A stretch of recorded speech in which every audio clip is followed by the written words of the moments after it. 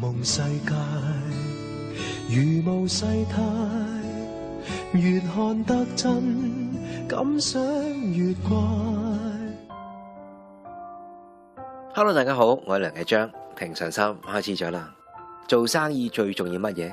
就係嗰個相遇。因為如果人哋覺得哇呢間鋪頭呃人嘅，咁就唔會有人嚟幫襯啦，係嘛？今日講個故事，關於日本有間百貨公司，有一個售貨員呢，有一日賣咗個 CD Walkman 俾一位美國嘅女顧客。好啦，當女顧客走咗之後，佢先執下發覺，咦弊啦，俾咗個咧得個殼嘅樣本機器佢。原來呢個機器唔用得噶，只係擺喺度做樣俾人睇嘅啫。點算呢？於是咧即刻向公司做咗報告。好啦，周圍揾，但係當然女顧客已經走咗啦。但係呢個店員呢，唔知佢係咩名，又唔知道佢喺邊度嚟。最後先發現啊，個女顧客留低一張卡片，叫 Christy， 係一位美國記者。然後咧仲有一張美國快遞公司嘅名片。之後咧冇任何嘅線索噶咯噃，點算呢？於是佢展開咗一個大搜殺嘅行動，分頭打電話向東京各大酒店查詢，但係又冇結果。跟住又打長途電話向美國快遞公司日本大阪總部查詢，終於揾到 Christy 嘅爸爸媽媽喺美國嘅電話號碼啦。即刻打國際電話揾到爸爸媽媽，再問翻，原來先知道 Christy 喺東京嘅住址同電話。喺成個過程之中，打咗35個緊急長途電話出去。第二日朝頭早，佢哋呢就打電話俾呢位 Christy 小姐，講咗道歉，然後即刻派人呢向佢屋企。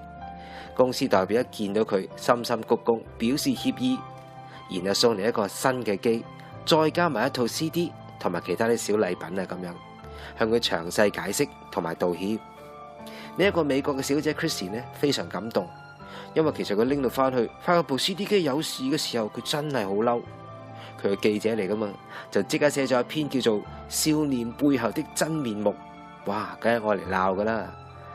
點知諗唔到呢間百貨公司用咗咁多嘅人力物力嚟呢件事呢，作一個圓滿嘅解決。佢搣咗呢一篇文章啦，重新寫咗一篇叫做35次緊急電話嘅特稿去讚呢間公司。咁你話啦，其實做錯一件事，如果有人哋鬧你先改就唔好啦。呢間公司可以話呢，表達咗一種感覺，一種嘅信息話俾我哋聽，做生意老實，人哋先會欣賞嘅。唔知你同唔同意呢？平常心，我哋下次再見，拜拜。人若要快樂，也要開朗，一切向好那面看。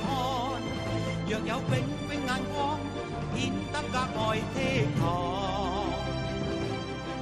嘗盡了世事冷暖苦風中，會變一個硬漢。